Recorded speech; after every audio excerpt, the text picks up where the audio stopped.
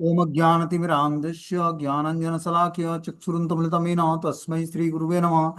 श्रीचैतन्यमनोभीष्टं स्थापितं येन भूतले स्वयं रूपकदा मह्यं ददाति स्वपदान्तिकं। वन्देऽहं श्रीगुरु श्रीयुतपदकमलं श्रीगुरून् वैष्णवाचं श्रीरूपं साग्रजातं सगणरघुनाथान्वितं तं सजीवं साद्वैतं सावधूतं परिजनसहितं कृष्णचैतन्यदेवं श्री राधा कृष्ण पादान सगणगलिता श्री विशाखानवृताश्च नित्यानंदम नमस्तुभ्यं प्रेमानंद प्रदायते कलौ कलमस्य नाशाय जानवीपतये नमः। नमो महावदन्याय कृष्ण प्रेम प्रदायते कृष्णाय कृष्ण चैतन्य नामिने गौरद्ध नमः।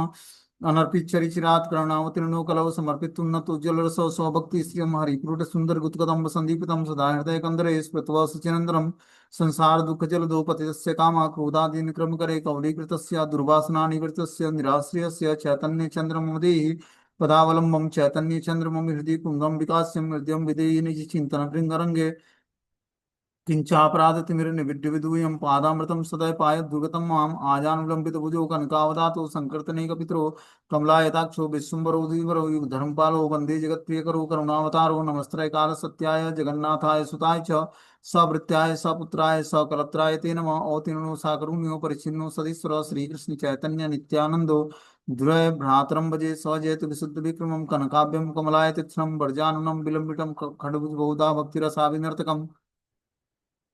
जयतु जयतु देव कृष्ण चैतन्य चंद्रो जयतु जयतु कीर्ति तस्य नित्या पवित्रम जयतु जयतु वृत्तस्य विश्वेश्वमूर्ति जयतु जयतु नृत्यं त्वस्वरूपा प्रियाणां पंचतत्वात्मकं कृष्णं भक्तरूपा स्वरूपं भक्तावतारं भक्ताख्यं नमामि भक्तिशक्तिकं श्रीकृष्ण चैतन्य प्रभु नित्यानंद श्री अद्वैत गदाधर श्रीवासादि श्री गौर भक्तवृंद हरे कृष्णा कृष्ण कृष्ण हरे हरे हरे राम राम राम हरे हरे। इसमें आज हम लोग को मध्य लीला श्रीमद् चैतन्य भागवत का प्रथम अध्याय मध्य लीला और प्यार संख्या 294 नंबर पढ़ना है। बोलते यही मत आवेशे बखाने विश्वम्भर चारि दंड रात्रि तबु नाही अवसर। इस प्रकार प्रभु विश्वम्भर आवेश से व्याख्या में निमग्न थे। 4 दंड रात्रि बीत चुकी थी तब भी व्याख्या बंद नहीं हुई। इस प्रकार बता रहे हैं। इस प्रकार विश्वम्भर कह रहे थे परंतु ऐसी शक्ति किसमें की प्रत्युत्तर दे सके। गंगा दर्शन के लिए जितने अध्यापक जा रहे थे प्रभु के वचन सुन सुनकर उन सभी का अहंकार चूर्ण होता जा रहा था। भला नवद्वीप में ऐसी शक्ति किसमें थी जो प्रभु विश्वम्भर के सम्मुख अपने किसी सिद्धांत का प्रतिपादन कर सके। तो जो विश्वम्भर राय थे भगवान चैतन्य महाप्रभु, ये अपने वचनों के माध्यम से सारे जितने भी अध्यापक थे सब अध्यापकों के अहंकार को चूर्ण कर दिया।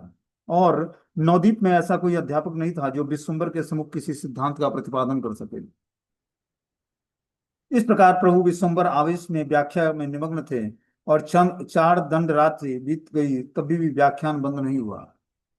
देवे आर एक नागर यार द्वारे यही एक महाभाग्यवान आछे विप्रवरे रत्न गर्भ आचार्य विख्यात तार नाम प्रभु र पितार संगी जन्म एक ग्राम 3 पुत्र तार कृष्ण पद मकरंद कृष्णानंद जीव यदुनाथ कविचंद्र। देह योग से एक दूसरे नागरिकों के घर में एक महाभाग्यवान विप्रवर रहते थे। उनका रात नाम था रत्न गर्भ आचार्य।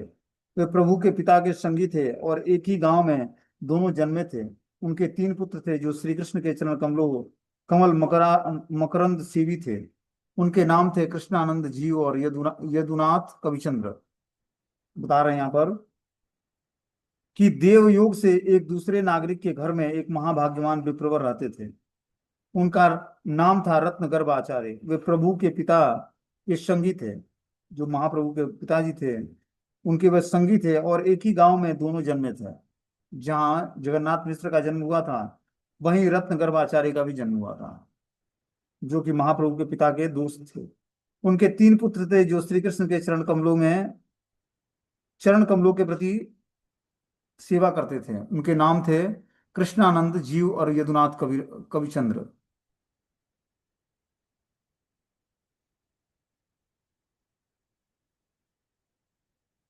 बोलते हैं कृष्णानंद गंगादास पंडित के प्रधान छात्र विशेष थे जिन्होंने जगाई मधाई के उद्धार के बाद अपने साथियों के साथ प्रभु को गंगा में जल क्रीड़ा के समय योगदान किया था। तो जो कृष्णानंद थे, जो कृष्णानंद जीव और यदुनाथ कवि चंद्र, इनमें से जो कृष्णानंद थे वो गंगादास पंडित के प्रधान छात्र विशेष थे। मतलब जो गंगादास पंडित थे, महाप्रभु के गुरु, उनके उन्हीं के छात्र वो भी थे, कृष्णानंद भी, जिन्होंने जगाई मधाई के उद्धार के बाद अपने साथियों के साथ प्रभु को गंगा के जल में कृणा के समय योगदान किया था। जब महाप्रभु ने जगाई मधाई का उद्धार कर दिया तो महाप्रभु अब गंगा में जाकर कृणा करने लगे। उस समय इन्होंने उनकी सहायता की थी। बोलते हैं दूसरा व्यक्ति था जीव। जीव पंडित, महाभाग्यवान जीव पंडित उदार, यार घरे नित्यानंद चंद्रेर विहार। शिल जीव पंडित नित्यानंद गुण गाए। यह कृष्ण लीला के समय ब्रज में इंदिरा थे। तो ये जो जीव पंडित थे, ये नित्यानंद प्रभु के गण थे, और ये कृष्ण लीला के समय ब्रज में इंदिरा नामक गोपी थे। अब अगला जो है यदुनाथ कविचंद्र। यदुनाथ कविचंद्र प्रेम रस समय। ये यदुनाथ कविचंद्र जो थे, ये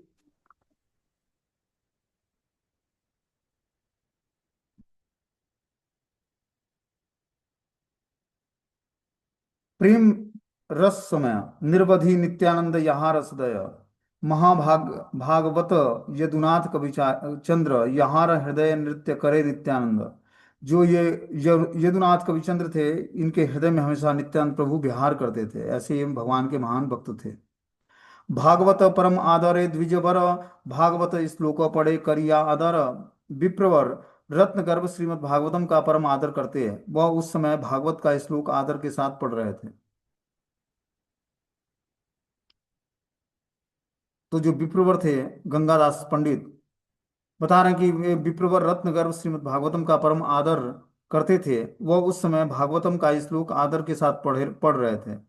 श्याम हिरण्य परिधि वन माल्य वहर्य, धातु प्रवालम नटवेश मनुव्रता से, विन्यस्त हस्त मितरेण धुनानमब्जम, कर्णोप लालक कपोल मुखाब्ज हासम।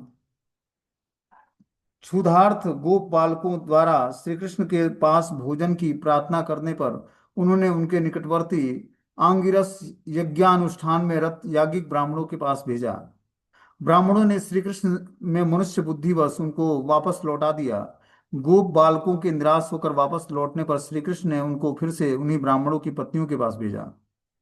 कृष्ण गुण श्रवण से आकृष्ट हुए उन विप्र पत्नियों ने जब यह सुना कि श्री कृष्ण ने अन्न के लिए प्रार्थना की है, इस प्रकार श्रवण करते ही उनके लिए वे चारों प्रकार की बहुत सी भोज्य सामग्री साथ लेकर सागर गामिनी नदियों की भांति आहित की, और अप्रतिहता भक्ति के सहयोग से पति भ्राता और बंधु बांधवों के निषेध करने पर भी श्री कृष्ण के निकट पहुंची और उनका इस प्रकार से दर्शन किया। तो यहाँ बता रहे हैं कि जो गोप बालक थे, भूख से पीड़ित थे, वो श्री कृष्ण के पास भोजन की प्रार्थना करते हैं कि हे प्रभु, हे कृष्ण, हमें भूख लगा है, आप कुछ अरेंजमेंट करिए भूख को निवृत्त करने के लिए।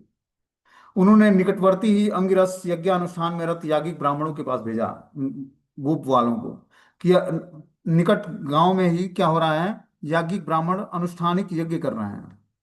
ब्राह्मणों ने श्री कृष्ण में मनुष्य बुद्धि कर उन बालकों को वापस भेज दिया। गोप बालकों के निराश होकर वापस लौटने पर श्री कृष्ण ने उन्हें फिर उन्हीं ब्राह्मणों की पत्नियों के पास भेजा कि अगर जो ब्राह्मणों ने तुमको भोजन नहीं दिया तो तुम उनकी पत्नियों से जाकर याचना करो, प्रार्थना और बोलो कि कृष्ण ने हमें भेजा है। इस प्रकार वो ब्राह्मण बालक, गोप बालक सब ब्राह्मणों की पत्नियों के पास जाते हैं। कृष्ण गुण श्रवण से आकृष्ट हुए उन विप्र पत्नियों ने जब यह सुना कि श्री कृष्ण ने अन्न के लिए प्रार्थना की है, तो इस प्रकार श्रवण करते ही उनके लिए वे चारों प्रकार के बहुत सी भोज सामग्री लेकर सागर गामिनी नदियों की भांति आयत की, और अप्रतिहता भक्ति के सहयोग से पति भ्राता आदि बंधु बांधवों के निषेध करने पर भी श्री कृष्ण के निकट पहुंची और इस प्रकार उनका दर्शन किया। तो परिवार के सदस्यों ने उनके रोकने का प्रयास किया, जितने भी याज्ञिक ब्राह्मण थे जो यज्ञ कर रहे थे। लेकिन जब उन्होंने गोप बालकों के मुख से भगवान के नाम रूप गुण लीलाओं का श्रवण किया और ये सुना कि कृष्ण आए हुए हैं हमारे गांव के पास और वो भोजन की इच्छा कर रहे हैं, तो उन्होंने चार प्रकार के व्यंजन अलग अलग बनाए और लेकर, जिस तरह सागर गामिनी नदियां, मतलब जो सागर में नदियां मिलती हैं बहुत ही आवेशित होती हैं, तीव्रता से सागर की तरफ बढ़ती हैं, उसी तरह अप्रतिहता भक्ति के कारण आहित की अप्रतिहता भक्ति के सहयोग से इन्होंने पति भ्राता और बंधु बांधवों के निषेध करने पर भी श्री कृष्ण के निकट पहुंची और इस प्रकार से उनका दर्शन किया। बोलते हैं याज्ञिक ब्राह्मणों की पत्नियों ने देखा कि कृष्ण का वर्ण श्यामल था। उन्होंने स्वर्ण सादृश्य पीतांबर धारण किया था। वे बनमाला, मोर मुकुट, धातु और प्रवाल आदि द्वारा नटवर वेश में सज्जित हैं। उन्होंने अपना एक हाथ विप्र प्रिय सखा के कंधे पर स्थापित किया हुआ है और दूसरे हाथ में वे नीला कमल नचा रहे हैं। उनके दोनों कानों में पद युगल, दोनों कपोलों में पर अलकावली और मुख पद्म में सुमधुर हंसी शोभा पा रही है। इस प्रकार उस ब्राह्मण पत्नियों ने वहां पर जाकर भगवान श्री कृष्ण के सुंदर स्वरूप का दर्शन किया, जो कि भगवान श्री कृष्ण का वर्ण श्यामल था। वह स्वर्ण सदृश पीतांबर धारण किए थे। वन माला की वन फूलों की माला, मोर मुकुट, धातु और प्रबल आदि द्वारा नटवर वेश धारण किए से सज्जित थे।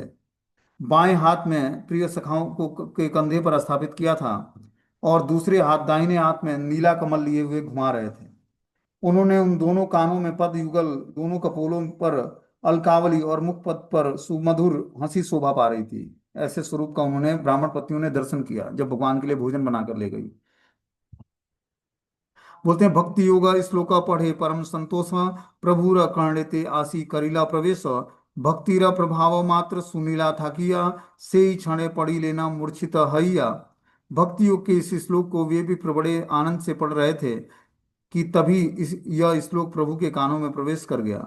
भक्ति के प्रभाव को सुनने मात्र से प्रभु मूर्छित होकर गिर पड़े। बता रहे हैं कि जो है, जो भक्ति योग के इस श्लोक में विप्र बड़े ही आनंद से पढ़ रहे थे। जो ब्राह्मण थे बड़े ही आनंद से वो भक्ति योग के श्लोकों को पढ़ रहे थे, किंतु तभी यह श्लोक प्रभु के कानों में प्रवेश किया। भक्ति के प्रभाव को सुनने मात्र से प्रभु मूर्छित से हो गए। सकल पुड़ुया वर्ग विस्मिताय हैल, क्षणे का अंतरे प्रभु बाह्य प्रकाशिल। यह देखकर सभी विद्यार्थी बड़े विस्मित हो गए। क्षण भर पीछे ही प्रभु को बाह्य ज्ञान हो आया। बाह्य पाई बल बल बले विश्वम्भर, गड़ा गड़ी आय प्रभु धरणी ऊपर। प्रभु बोले बल बल बले विप्रवर, उठिल समुद्र कृष्ण सुख मनोहर। बाह्य ज्ञान प्राप्त होते ही प्रभु विश्वम्भर बोले बोलो बोलो बोलो कहते हुए पृथ्वी पर लोटपोट होने लगे। प्रभु ने कहा कि बोलो बोलो, जो विप्रवर पुनः श्लोक पढ़ने लगे। तब तो मनोहर कृष्ण सुख का सागर ही उमड़ उमड़ चला। बता रहे हैं बाह्य ज्ञान प्राप्त होते ही प्रभु विश्वम्भर बोले कि बोलो बोलो कहते हुए पृथ्वी पर लोटपोट होने लगे। जब महाप्रभु बाह्य ज्ञान में आ गए तो बोले कि बोलो बोलो कहते हुए पृथ्वी पर लोटपोट करने लगते हैं। और प्रभु ने कहा कि हे विप्रवर बोलो, तो विप्रवर पुनः श्लोक पढ़ने लगे। तब तो मनोहर कृष्ण सुख का सागर ही उमड़ पड़ा। इस प्रकार जो ब्राह्मणों की मंडली थी उसमें महाप्रभु ने बोला कि बोलो बोलो, तो उन्होंने क्या किया, संस्कृत के सारे श्लोकों को पढ़ना शुरू कर दिया। और इस प्रकार तब तो मनोहर कृष्ण सुख का सागर ही उमड़ चला। लोचनेर जले हिला पृथ्वी सिंचित, अश्रुकंप पुलक सकल सुविदित। बोलते हैं लोचनेर जले हिला पृथ्वी सिंचन, अश्रुकंप पुलक सकल सुविदित। देखे विप्रवर तार परम आदर आनंद, पढ़े भक्ति श्लोक भक्ति सने करी जंग। प्रभु के अश्रु जल से पृथ्वी गीली हो गई। अश्रुकंप पुलक प्रभु के श्री अंगों में स्पष्ट रूप से प्रकाशित हो रहे थे। प्रभु को परम आनंद से में देखकर विप्रवर आनंद से भक्ति संबंधी श्लोकों को भक्ति पूर्वक पढ़ने लगे। इस प्रकार बता रहे हैं कि प्रभु के अश्रु जल से पृथ्वी गीली हो गई। महाप्रभु ने जब उस विप्रों के मुख से भगवान का गुणगान संस्कृत में सुना तो महाप्रभु के अश्रु नेत्रों से अश्रु की जल बहने लगी और पूरी पृथ्वी गीली पड़ गई। अश्रु कंप पुलक प्रभु के श्री अंगों में स्पष्ट रूप से प्रकाशित हो रहा था। प्रभु को परम आनंद में देखकर विप्रवर आनंद से भक्ति योग संबंधी श्लोकों को भक्ति पूर्वक पढ़ने लगे। देखिया तहान भक्ति योगेर पठन, तुष्ट हैया प्रभु ताने दिला आलिंगन। पाइया वैकुंठ नायकेर आलिंगन, प्रेम पूर्ण रत्न गर्भ हैला तखन। प्रभुर चरण धरी रत्न गर्भ कांदे, बंदी हैला द्विज चैतन्य प्रेम फांदे। उनके भक्ति युक्त पाठ को देखकर प्रभु ने आनंदित होकर उनको अपना दिव्य आलिंगन प्रदान किया। श्री वैकुंठनाथ के आलिंगन को पाकर रत्न गर्भाचार्य तत्क्षण प्रेम से परिपूर्ण हो गए। वे प्रभु के श्री चरणों को पकड़कर रोने लगे। वे विप्र श्री चैतन्य चंद्र के प्रेम बंधन में आबद्ध हो गए। इस प्रकार बता रहे हैं कि उनके भक्ति युक्त पाठ को देखकर प्रभु ने आनंदित होकर उनको अपना दिव्य आलिंगन प्रदान किया। महाप्रभु ने उन तीनों विप्रों को, जो हमने बताया नाम, कि कृष्णानंद, जीव और यदुनाथ कविचंद्र, फिर से लाइट चली गई। तो इन तीन विप्रों को महाप्रभु ने देखा और उनकी भक्ति युक्त पाठ को देखकर प्रभु ने आनंदित होकर उनको अपना दिव्य आलिंगन प्रदान किया। श्री वैकुंठनाथ के आलिंगन को पाकर रत्न गर्भाचार्य तक क्षण प्रेम से परिपूर्ण हो गए और वे प्रभु के श्री चरणों को पकड़कर रोने लगे। वे विप्र श्री चैतन्य चंद्र के प्रेम बंधन में आबद्ध हो गए। पुनः पुनः पढ़े श्लोक प्रेम युक्त हैया, बल बल बले प्रभु हुंकार करिया। देखिया सवार हिला अपरूप ज्ञान, नागरिया सब देखे करे प्रणाम। यह दृश्य देखकर सब नागरिकों को बड़ा आश्चर्य हुआ, वे सभी प्रभु को प्रणाम करने लगे। तो जब ये दृश्य देखा तो सभी जो नागरिक थे बड़े आश्चर्य हुए और प्रभु को प्रणाम करने लगे। ना पढ़िय आर बलि लेना गदाधर, सबे बसी लेना बेड़ी प्रभु विश्वम्भर। गदाधर ने कहा कि बस अब और मत पढ़ो। फिर सभी प्रभु श्री विश्वम्भर को घेर कर बैठ गए।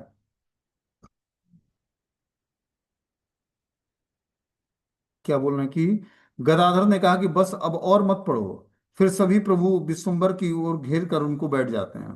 महाप्रभु को चारों ओर से घेर कर सारे लोग बैठ जाते हैं।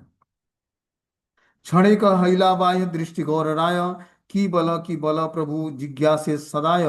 प्रभु बोले कि चांचल्य करीलाम आमी, पड़ुगा सकल बले कृत्य कृत्य तुम्हें। कुछ ही क्षणों में जब श्री गौर राय को बाह्य ज्ञान हो गया तो भी वे क्या कहते हो क्या कहते हो बस यही पूछते रहे। प्रभु ने कहा, ओह आज मैंने क्या चंचलता की। विद्यार्थी बोले, आप धन्य हैं धन्य हैं। इस प्रकार बता रहे हैं कि कुछ ही क्षणों में जब श्री गौर सुंदर को बाह्य ज्ञान हुआ, महाप्रभु रहते रहते अंतरंग भाव में डूब जाते भगवान के। जब बाह्य ज्ञान आता तो वो बोलते कि क्या कहते हो क्या कहते हो, बस यही पूछते रहे। प्रभु ने कहा कि ओह आज मैंने क्या चंचलता की है। विद्यार्थी बोले कि आप धन्य हैं धन्य हैं, आपने कोई चंचलता नहीं की है। कृत्य कृत्य कृत्य कार्य धन्य और कृतार्थ सिद्ध मनोहर सफल चेष्टा कृत्य विद्या। किम बलिते परि आमा सवार शक्ति, आप्त गणे निवारिल ना करिय स्तुति। हम क्या कह सकते हैं, इसमें शक्ति ही कहाँ है। यह सुनकर प्रभु ने अपने स्वजनों को निवारण निवारण किया और ऐसी स्तुति मत करो। बता रहे हैं यहाँ पर कि हम क्या कह सकते हैं कि हमने शक्ति ही कहाँ है, हमारे अंदर क्या शक्ति है कि हम कुछ बोल सकें। यह सुनकर प्रभु ने अपने स्वजनों को निर्माण किया और ऐसी स्तुति मत करो। बाह्य पाही विश्वम्बर आपन संबारे, सर्व गणे चलिले न गंगा दिखाबारे। गंगा स्मरीय गंगा जल नीला सिखे सिरे, गोष्ठीर सहित बसिले न गंगा तीरे। यमुनार तीरे न बेणी गोप गण, नाना क्रीड़ा करिरे न नंदेर नंदन। सेई मत सचिर नंदन गंगा तीरे, भक्तिर सहित कृष्ण प्रसंगे बिहारे। बोलते हैं कि बाह्य ज्ञान आने पर श्री विश्वम्भर ने अपने भाव का संवरण किया और सबके साथ गंगा दर्शन के लिए चल पड़े। वहां जाकर उन्होंने श्री गंगा को नमस्कार किया, गंगा जल को अपने मस्तक पर धारण किया और गोष्ठी समेत गंगा के तट पर बैठ गए। जैसे गोपों से घिरे हुए नंद नंदन श्री कृष्ण ने यमुना के तट पर नाना प्रकार की क्रीड़ाएं की थी, वैसे ही भक्तों के साथ श्री सच्चिनंदन गौर हरि गंगा के तट पर बैठकर श्री कृष्ण प्रसंग का आनंद लेने लगे। क्या बता रहे हैं यहाँ पर कि बाह्य ज्ञान आने पर विश्वम्भर ने अपने भाव का संवरण किया। जब बाह्य चेतना आई महाप्रभु को, तब वो अपने भाव का संवरण कर लेते हैं और सबके साथ गंगा दर्शन के लिए चल पड़ते हैं। वहां जाकर उन्होंने श्री गंगा को नमस्कार किया, गंगा जल को अपने मस्तक पर धारण किया और गोष्ठी समेत गंगा के तट पर बैठ गए। जैसे गोपों से घिरे हुए नंद नंदन श्री कृष्ण ने यमुना के तट पर नाना प्रकार की क्रीड़ाएं की थी, वैसे ही भक्तों के साथ श्री सच्चिनंदन गंगा के तट पर श्री कृष्ण प्रसंग का आनंद लेने लगे। बोलते हैं कालिंदी तट पर श्री नंद नंदन ने जैसे गोपियों के साथ विहार किया था, गंगा तट पर सच्चिनंदन ने भी उसी प्रकार शिष्यों से घिर कर कृष्ण नाम रूप गुण और लीला कथा का कीर्तन किया था। जिस तरह भगवान श्री कृष्ण यमुना तीर पर कालिंदी के तीर पर ब्रज में गोपियों के साथ विहार किया था, उसी तरह सच्चिनंदन गौरहरि गंगा तट पर अपने शिष्यों से घिरकर कृष्ण के नाम रूप गुण लीलाओं का के कथा कीर्तन में आनंद लिया था। अवार्षणीय गौर नागरी गण गौर सुंदर की कृष्ण प्रसंग में कलयापन रूप गौर लीला के विरुद्ध उनके नागर रूप की जो कल्पना करते हैं, उसका प्रति निषेध करने के लिए ग्रंथकार ने कृष्ण प्रसंग शब्द द्वारा गौर सुंदर की कृष्ण लीला कीर्तन का वर्णन किया है। तो जो बोलते हैं कि जो गौरांग नागरी एक गुट होता है जो अपसंप्रदाय है, वो भगवान की कृष्ण की जो गोपनीय लीलाएं हैं, रास लीलाएं हैं, उसका वर्णन वो सुनना चाहते हैं। लेकिन यहाँ पर विश्वनाथ चक्र जो है वृंदावन दास ठाकुर क्या बोलते हैं कि जो है, जो व्यक्ति श्री सच्चिनंदन जो नंद नंदन थे, जो गोपियों के साथ विहार किया जिस तरह कालिंदी तट पर, उसी तरह गंगा तट पर श्री सच्चिनंदन ने अपने शिष्यों से घिरकर कृष्ण के नाम रूप गुण लीलाओं की कथाओं का कीर्तन किया। और इस प्रकार जो व्यक्ति श्री सच्चिनंदन गौर हरि का शरण ग्रहण करता है और कृष्ण नाम और रूप गुण लीलाओं की कथाओं का श्रवण करता है, वो धीरे धीरे भगवान को प्रसन्न कर लेता है और भगवान उसकी समस्त इच्छाओं को पूर्ण कर देते हैं। कत क्षणे सवार विदाय दिला घरे, विश्वम्भर चलिले न आपन मंदिरे, भोजन करिया सर्व भुवनेर नाथ, योग निद्रा प्रति करिले न दृष्टपात। कुछ देर बाद सबको अपने अपने घर के लिए विदा करके श्री विश्वम्भर भी अपने घर चले गए।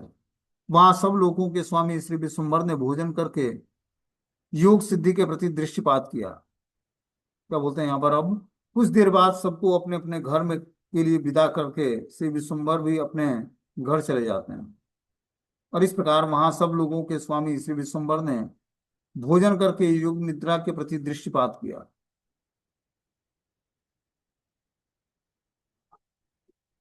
तो इस प्रकार बता रहे हैं कि कुछ देर बाद ही सबको अपने अपने घर के लिए विदा करके श्री विश्वम्भर भी अपने घर चले आए। और इस प्रकार वहां सब लोगों के स्वामी श्री विश्वम्भर ने भोजन करके योग निद्रा के प्रति दृष्टिपात किया। पुहा इल निशा सर्व पढ़ुयार गण, आसिया वसीला पुथी करिते चिंतन। रात्रि व्यतीत होने पर सब विद्यार्थी पुस्तक पढ़ने के लिए फिर से आ गए, आकर बैठ गए। ठाकुर हईला झाट करिय गंगा स्नान, बसिया करे न प्रभु पुस्तक व्याख्यान। प्रभु ना स्फुरे कृष्ण व्यतिरेक आन, शाब्द माते कृष्ण भक्ति करे व्याख्यान। प्रभु भी गंगा स्नान करके झटके आ गए और बैठकर पुस्तक पढ़ाने लगे, किंतु प्रभु के मुख से कृष्ण के अतिरिक्त अन्य कुछ निकलता ही नहीं था, क्योंकि वे प्रत्येक शब्द का अर्थ ही कृष्ण भक्ति ही करने लगे। बता रहे हैं यहाँ पर कि प्रभु भी गंगा स्नान करके झट से आ गए घर में और बैठकर पुस्तक पढ़ाने लगे, किंतु प्रभु के मुख से कृष्ण के अतिरिक्त अन्य कोई कुछ निकलता ही नहीं था, क्योंकि प्रत्येक वस्तु के प्रत्येक शब्द का अर्थ कृष्ण भक्ति से ही करते थे। तो महाप्रभु जब कॉलेज में अपने अध्यापक थे, स्कूल में, तो हर चीजों को कृष्ण से जोड़ देते। और इस प्रकार बता रहे हैं कि प्रभु के मुख से कृष्ण के अतिरिक्त अन्य कुछ नहीं निकलता ही नहीं था, और प्रत्येक शब्द का अर्थ कृष्ण भक्ति ही करते थे। जो संस्कृत व्याकरण पढ़ाते तो उसमें जो भी संस्कृतों का अर्थ होता वो कृष्ण भक्ति से जोड़ देते महाप्रभु। यही कला थी भगवान के अंदर। कत क्षणे सवार विदाय दिया घरे, विश्वम्भर चलिले ना अपन मंदिरे। भोजन करिया सर्वभुवनेर नाथ, योग निद्रा प्रति करिले ना दृष्टिपात। कुछ देर बाद सबको अपने अपने घर के लिए विदा करके श्री विश्वम्भर भी अपने घर चले गए। वहां सब लोगों के स्वामी श्री विश्वम्भर ने भोजन करके योग निद्रा के प्रति दृष्टिपात किया। बोलते हैं कुछ ही क्षणों बाद सबको अपने अपने घर के लिए विदा करके श्री विश्वम्भर भी अपने घर चले गए। और वहां सब सब लोगों के स्वामी श्री विश्वम्भर ने भोजन करके योग निद्रा के प्रति दृष्टिपात नहीं किया।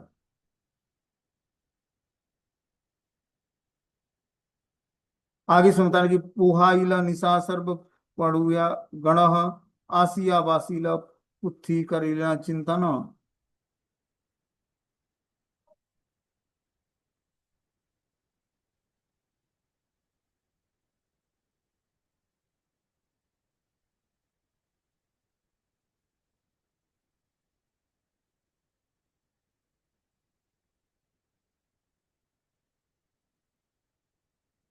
रात्रि व्यतीत होने पर सब विद्यार्थी पुस्तक पढ़ने के लिए फिर आकर बैठ गए। जब रात्रि व्यतीत हो गई तब सारे विद्यार्थी सुबह के टाइम फिर से जो है पुस्तक पढ़ने के लिए जो है आकर बैठ जाते हैं महाप्रभु के पास।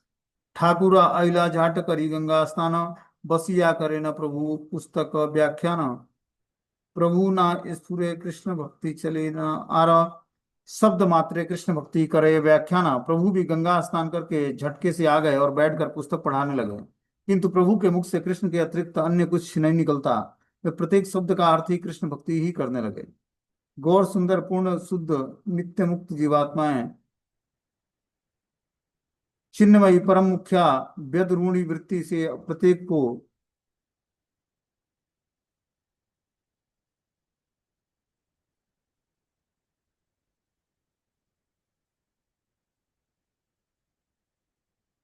कृष्ण के अतिरिक्त और दूसरी वस्तु के अभिनिवेशित वस्तु किसी शब्द का अन्य अर्थ उनकी कृष्ण कीर्तनकारी जीवा से व्याख्यान नहीं हुआ।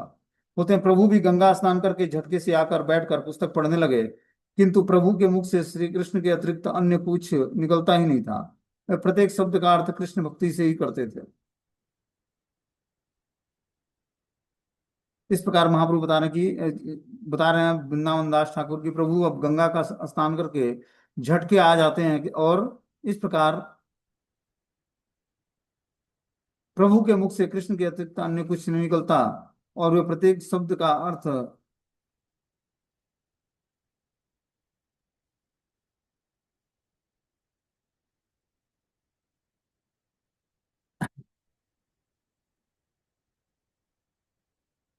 बोलते हैं गौर सुंदर पूर्ण शुद्ध नित्य मुक्त चिन्मयी परम मुख्या विद्रूण वृत्ति से प्रत्येक शब्द की कृष्ण भक्ति परक व्याख्या ही करते थे।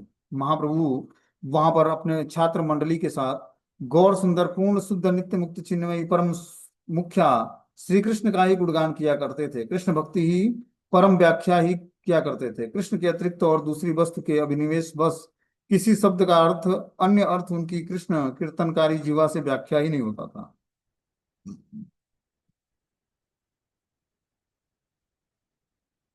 बता रहे कृष्ण के अतिरिक्त दूसरी वस्तु के अभिनिवेश बसात किसी शब्द का अन्य अर्थ उनकी कृष्ण कीर्तनकारी जीवा से व्याख्यान ही नहीं होता। कि जो वहां पर गौर सुंदर पूर्ण नित्य चिन्मयी परम मुख्या है, वे प्रत्येक शब्द की कृष्ण भक्ति पर व्याख्या करते थे और कृष्ण के अतिरिक्त और दूसरी वस्तु का में अभिनिवेश ही नहीं था। मतलब वो कृष्ण भक्ति के अतिरिक्त दूसरा कोई कार्य ही नहीं जानते थे। उनकी जीवा निरंतर कृष्ण कीर्तन में लगी रहती थी। पढ़ुआ सकेले बोले धातु संज्ञाकार, प्रभु बोले श्री कृष्ण शक्ति नाम आर। सभी विद्यार्थियों ने पूछा कि धातु संज्ञा किसकी है, तो प्रभु ने उत्तर दिया कि श्री कृष्ण की शक्ति ही है। इस पर बता रहा कि छात्रों के पूछने पर उसके उत्तर में प्रभु ने कहा कि वाच्य स्वरूपम श्री कृष्ण की श्री कृष्ण के औदार्य माधुर्य और ऐश्वर्यात्मक तदचित विलास को प्रकाशित करती है, इसलिए वह शक्ति और शक्तिमान दोनों एक दूसरे से अभिन्न रूप में संयुक्त होते हैं। वैसे ही योग वृत्ति से प्रत्येक वाचक शब्द की प्रकृति या धातु भी उसके अभ्य अभ्यंतर में अक्षेद्य भाव से संयुक्त होकर उसके अर्थ का शक्ति से प्रकाशित करती है। बता रहे हैं कि छात्रों के पूछे जाने पर उसके उत्तर में प्रभु ने कहा कि वाच्य स्वरूप श्री कृष्ण की पराशक्ति अंतरंग या स्वरूप शक्ति जैसे श्री कृष्ण के प्रतिनिधि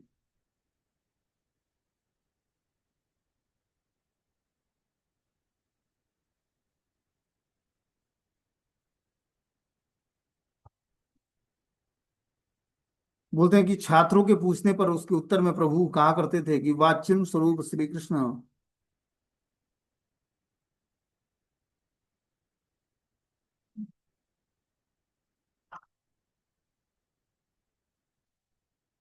तो छात्रों के पूछे जाने पर उसके उत्तर में प्रभु ने कहा कि वाच्य स्वरूप श्री कृष्ण की परा अंतरंग और स्वरूप शक्ति श्री कृष्ण के औदार्य माधुर्य और ऐश्वर्यात्मक चिद विलास को प्रकाशित करती है।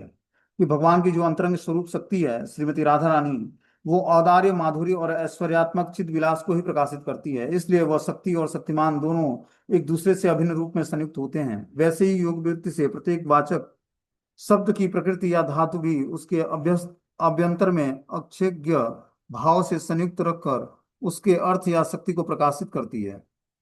धातु सूत्र बखानिय सुना भाईगण, देखी कार शक्ति आछे करु का खंडन। सुनो भाइयों, अब मैं धातु सूत्र की व्याख्या करता हूं। देखूं किसमें शक्ति है जो इसका खंडन कर सके। इस प्रकार अब निमाय पंडित क्या करते हैं, अब धातु सूत्र की व्याख्या करते हैं। संस्कृत में, संस्कृत में धातुएं होती हैं, उसके सूत्रों की व्याख्या करते हैं। देखूं किसमें शक्ति है जो इसका खंडन कर सकता है।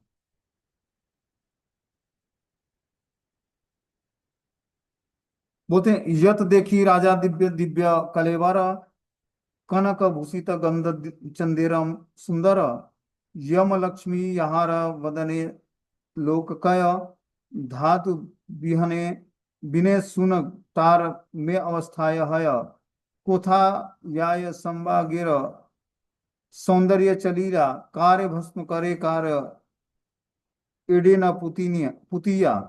जितने भी राजाओं को तुम देखते हो, उसके उनके बड़े सुंदर दिव्य दिव्य कलेवर थे और स्वर्ण के आभूषणों से सुसज्जित थे, तथा उनके अंगों में चंदन सुगंध लगा हुआ था। उनके लिए लोग कहते कि धर्मराज और लक्ष्मी इन पर अपना अनुग्रह प्रकट कर रहे हैं। उन राजाओं की भी धातु के बिना जो दशा होती, उसको उसे सुनो। बिना धातु के उनके शब्द,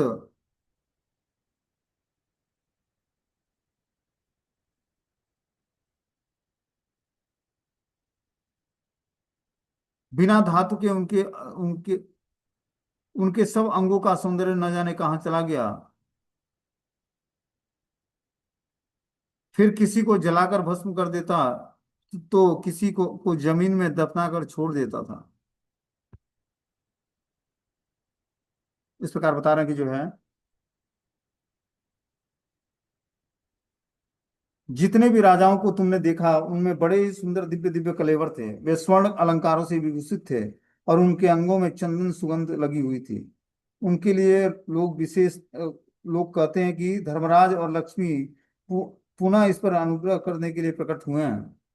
राजाओं की भी धातु के बिना जो दशा होती है उसे सुनो। कि राजाओं की को भी और जो बिना धातु के उनकी क्या दशा होती है उसके बारे में बता रहे हैं।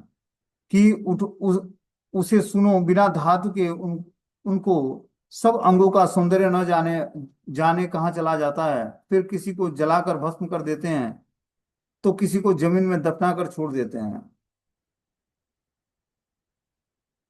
अब आगे के श्लोक जो है 330वां नंबर पे आ रहे हैं, इसको हम लोग अगले क्लास में सुनेंगे। हरे कृष्ण। अभी मीटिंग क्लोज हो जाएगा।